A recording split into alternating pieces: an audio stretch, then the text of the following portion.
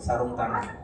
Ya, sekali lagi saya katakan memakai sarung tangan ini bukan dalam rangka masa sama orang tua sendiri, gigi sama orang tua sendiri, Jember gitu enggak. Ya, ini hanya dalam rangka untuk kesehatan gitu ya. Dan juga ini sebagaimana juga diajarkan dalam syariat.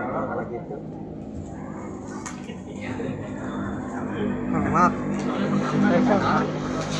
Ini air kapur barusnya. Nanti kalau bisa airnya jangan terlalu banyak. Mungkin ini kurangkan air. Ya. Ini aja dikurangin ya airnya. Tapi nanti aja deh kalau misalkan udah kebuang airnya kan kalau udah kepake nanti kan berkurang. Sekarang kan proses. Ini apa lagi? Sampo. Dan bidara di ini terlalu banyak sih isinya nih. Saya takut mubazir ini. Ini aja ini. Enggak apa? Iya. Kebanyakan ini. Ya udah enggak di sini aja nih dalam bidara. Situ.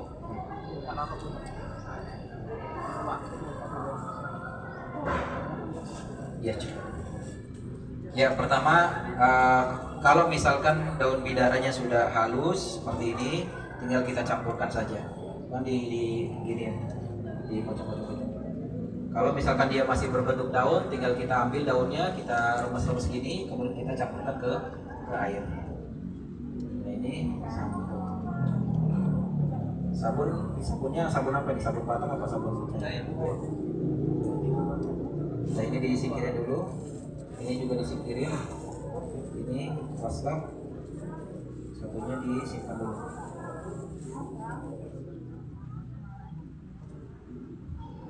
Ya. Untuk digalak.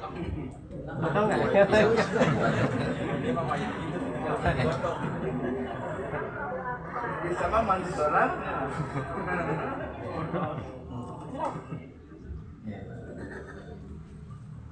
Jangan terlalu menjiwai ini. Ya. Nah ini jenazah kita, dan biasanya jenazah itu tentu sudah kaku ya, dan disunahkan kalau memang dia sudah kaku kita lemaskan dulu urat-uratnya ya. Jadi di bagian sambungan-sambungannya kita lemaskan, di bagian ini juga dilemaskan gitu ya. Kemudian kakinya juga dilemaskan ya, supaya nanti dalam proses mandi mudah ya. Ini tentu masih gampang karena memang belum meninggal. Kalau udah meninggal ini kaku gitu, kaku sekali.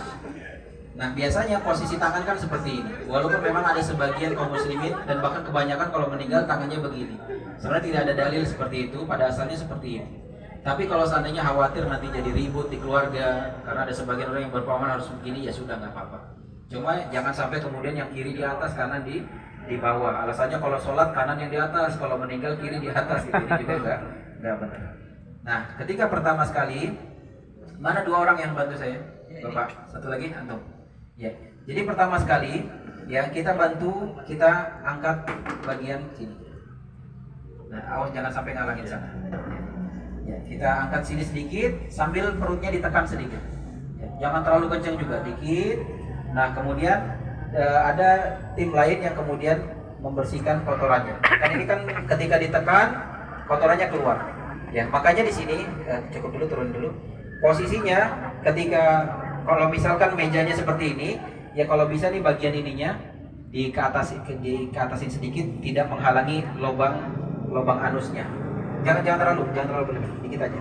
Nah gini, ya. Jadi ketika diangkat sini, kemudian nanti kotorannya keluar ke bagian sini, ya. Nah ketika itu kita pencet, ya, sampai keluar terus, maka kemudian asisten yang lain bantu menyiramkan dan kemudian menyebokkan, ya, dicebokkan. Nah nanti tentu dalam hal ini yang angkat siapa nanti?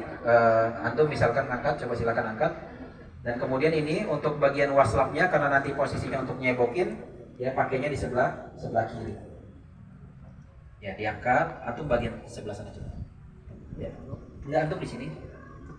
Ya, diangkat berdua. Nah yang satu menekan, coba antum sambil tekan. Nah kemudian ana ambil kita jelas. Pak, lagi Bismillah ya Pak. Ya. Nah ini kan posisi tadi pakai kain. Ini kainnya mana ya? Ini sudah kita anggap ini kainnya ya, kain Oh, ini penutupnya ya. kain. Ya. Ada ya. Biar sekalian kasih. Ada yang megangin nggak? Ya. Nah, ini posisinya kita menutup dari bagian pusat sampai lutut. Kalau jenazahnya laki-laki, kalau jenazahnya perempuan dari bagian dada sampai lutut. Nah, ini karena laki-laki dari bagian pusatnya sampai. Nah, kemudian ini kan kita lagi nyuci, jadi nanti ada bagian yang nyiram, mungkin bisa tambah tim lagi atau mungkin yang ini bisa satu orang, yang satu nyiramin atau bisa juga kita. Jadi disiram dari sini dibuka sedikit, kemudian tangan masuk sini. Kita saya nggak pegang Pak. Gitu. Kemudian bagian bawahnya ya disiram. Ya, sampai bersih, ya, sampai bersih. Ya, kalau memang agak susah, mungkin bisa dimiringin sedikit supaya bisa dicebokin. Ya, paham ya? Sampai benar-benar bersih. Sudah bersih ya, kita anggap sudah bersih. Tentu di sini ada sisa-sisa kotoran. Ya, tentu kita cuci dulu sampai bersih. Nah, kemudian baru kita lepas. Ya. Kalau bisa ya, plastik untuk sampah gitu ya. Diambil ini langsung masukin kemudian dibuang. Ya. Nah, ini kita anggap sudah bersih. Kita anggap sudah diganti. Dan kalau setiap diginiin pasti ada kotoran apa? Biasanya kan Iya. kalau dirawat dulu di rumah sakit nggak pernah makan apa pasti keluar kotoran? Iya, pokoknya ditekan aja pelan, diangkat, ditekan pelan. Ya pokoknya sampai keluar. Kalau misalkan nggak keluar ya sudah, alhamdulillah. Ini kan antisipasi kalau seandainya takut dikhawatirkan masih ada kotoran tersisa. Ya, jadi kita tekan sini, kalau sambil kita siram, kita cebokkan. Nah, sudah selesai, kita cebokkan. Maka kemudian setelah itu kan kita sudah cebokkan atas bawah, depan belakang, baru kemudian kita wudukan. Ya, kita wudukan. Nah, untuk mewudukannya, kita mulai dari yang sebelah kanan. Ya, tangannya. Ya, tentu ini kalau udah jenazah susah nih kaku nih ya. Jadi ini kita anggap kaku lah. Jadi dibasuh. Ya, kalau bisa antum yang nyiramin, ya, sedikit-sedikit. Nah, kita basuhkan di sini bagian kanan, telapak tangan kanan, sudah. Kemudian telapak tangan kiri. Ya. Sudah. Ada kapas? Ada. Nah, dikit aja. Terus kalau ada cincin kayak gitu gimana? Dilepas? Iya, apa? sebaiknya dilepas. Cuma ini kan Nggak apa-apa. nanti hilang. Ya. Setelah itu untuk madmadah berkumur-kumur dan istinsyaknya dengan menggunakan kapas. Jadi kapasnya dibasahin gini, terus kemudian ya dibersihkan di sini. Ya. Kemudian kalau bisa dibuka mulutnya, nggak apa-apa di bagian rongga-rongga mulut. Kemudian ambil satu lagi, ya. Kemudian kita ke hidungnya, ya, di rongga-rongga hidungnya, ya, sampai bersih. Setelah itu baru kemudian kita basuhkan wajahnya. Boleh dari sini, kemudian kita usapkan sini, boleh sambil dibasuh. Ini karena masih hidup, saya takut masuk ke hidung nanti kesenggok. Jadi ambil lagi, kita usap di wajahnya. Ambil lagi. Iya, 3 kali, afdolnya 3 kali. Walaupun boleh 2 kali, boleh 1 kali, semuanya sunnah. Tapi lebih afdol 3 kali. Sudah wajahnya, kemudian tangannya.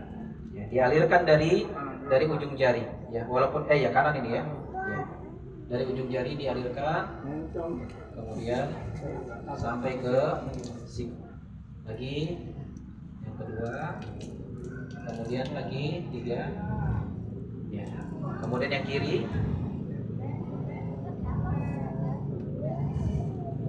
Sampai ke siku, 1, 2, sampai ke siku, 3. Kemudian kita basahi kedua telapak tangan kita, kemudian kita usap kepalanya sampai ke belakang, kemudian ke depan lagi, kemudian telinga. Ya, 1 kali. Baru kemudian kaki. Kaki juga 3 kali, sama seperti halnya tangan tadi, dari ujung kaki sampai mata kaki. Ya, di sela-sela jarinya jangan lupa digosok-gosok supaya airnya masuk. Kemudian yang kiri. Ya. Sudah. Nah, sudah selesai wudhu.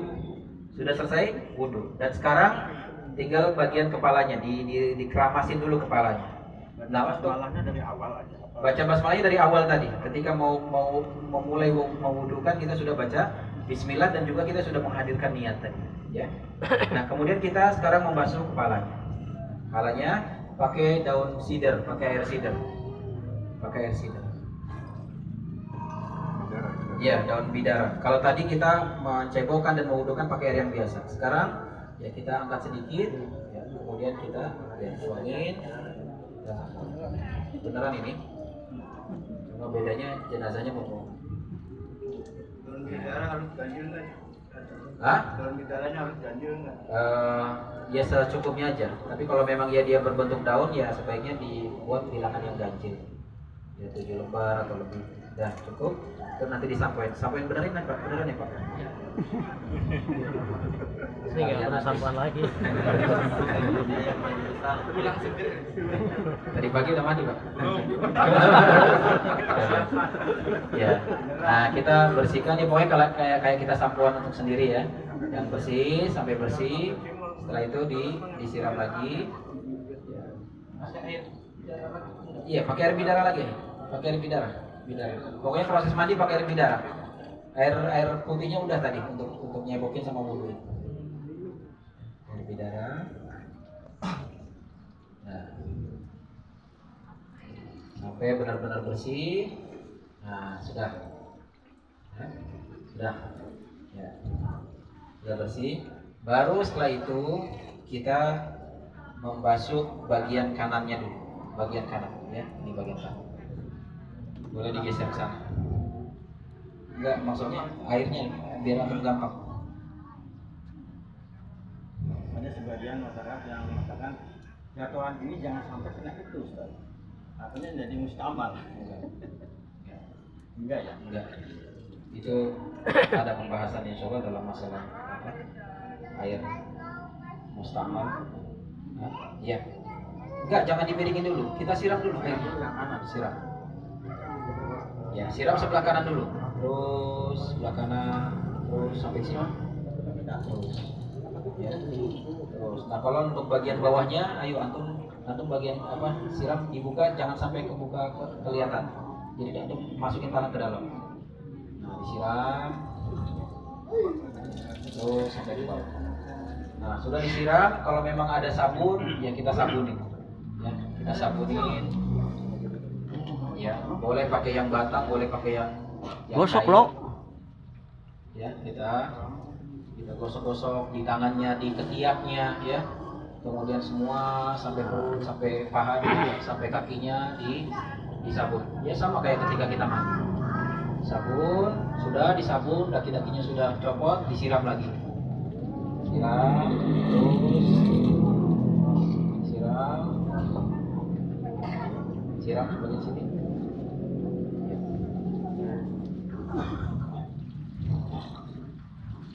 Ya. Nah, terus kita anggap sudah bersih bagian atasnya, baru kita miringkan. Ini tangannya ada ini.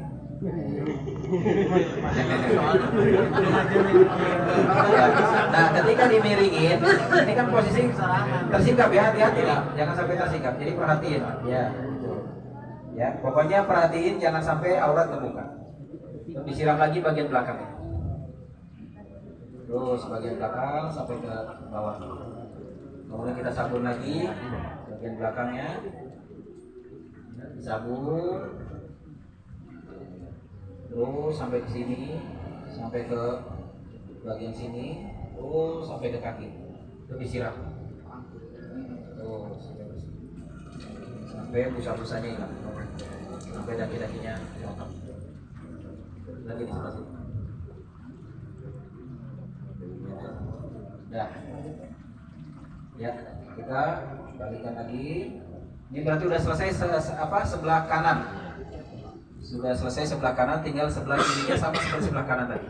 Ya, diusap dulu, disiram, bagian kanan terus, kemudian kita sabun. Kita sabun, terus di bagian ketiaknya, di bagian tangannya, terus di bagian sininya. Dan ini posisi tetap harus dalam kondisi tertutup. Nah, kalau kelaminnya dibersihin enggak? Iya. Kan Tadi tadi nggak boleh dipegang. tadi di awal udah. Maksudnya nggak boleh dipegang langsung dengan kulit kita. Makanya kita pakai waslam, pakai sarung tangan. Sudah tadi ya. Sudah. Sama lah. Kemudian nanti disiram lagi, siram, sudah disabun. Ya, kemudian kita miringkan ke sebelah kanan berarti. Ya, kemudian disiram lagi, baru disabun. Dan ini tetap posisi di terus siram sampai ke bawah.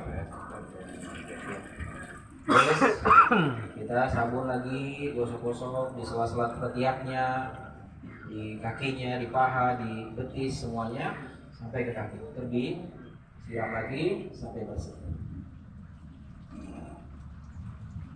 Nah, sudah. Kemudian kita kembalikan lagi pada posisi. Nah, berarti ini namanya sudah selesai satu kali mandi. Tinggal satu kali siraman terakhir. Itu apa? Kapur barus. Kalau memang ini sudah dianggap bersih, ya sudah dianggap bersih berarti sudah kita mandinya satu kali berarti. Kalau misalkan masih belum bersih, ya udah kita berarti 3 kali, berarti disebor lagi, ulang lagi tadi dari sebelah kanan, sebelah kiri 2, dan yang ketiganya nanti pakai kapur barus. Ya, siraman terakhirnya pakai kapur barus. Jadi ini kita anggap sudah selesai satu kali, sehingga kemudian siraman terakhirnya dengan kapur barus. Nggak apa-apa disiram kapur barus. Wangi.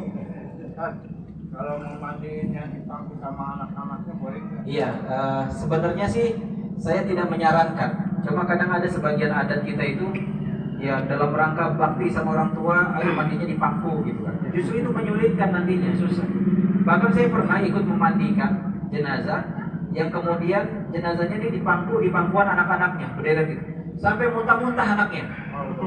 Yang posisinya di bagian tubuhnya ini. Ketika dia yang nyebokin, ya semua aroma baunya terlihat semua kan. Sampai muntah-muntah, ini kan bikin penyakit gitu kan. Dan ini bukan berarti salah satu tanda orang sayang sama orang tuanya harus dimandi di pangku, itu nggak, malah menyulitkan. Agama itu nggak menyulitkan. Kita kasih kemudahan. Jadi jangan, sebaiknya jangan. Ya, alhamdulillah kita bisa pakai amben atau pakai alat yang seperti ini yang sudah disiapkan. Nah, jadi ini basuhan terakhirnya dengan menggunakan kapur barus. Di bagian kepala aja, muka jangan. Muka juga sebenarnya disiram ya, cuma ini karena jenazahnya masih hidup, jangan kasihan. Dah, kemudian ke sini. Terus siram. Pokoknya disiram sampai merata ke seluruh bagian badannya dengan kapur barus. Dah. Ya, kita anggap sudah merata ya siraman kapur barus. Berarti sudah selesai mandinya. Sudah selesai mandinya? Hah? Masih mau? Oh iya. Masih kurang. Dah. Nah, kita anggap sudah selesai. Ini berarti satu kali mandi. Maka kalau sudah selesai, tinggal kita keringkan pakai anduk. Kita keringkan pakai anduk, ya.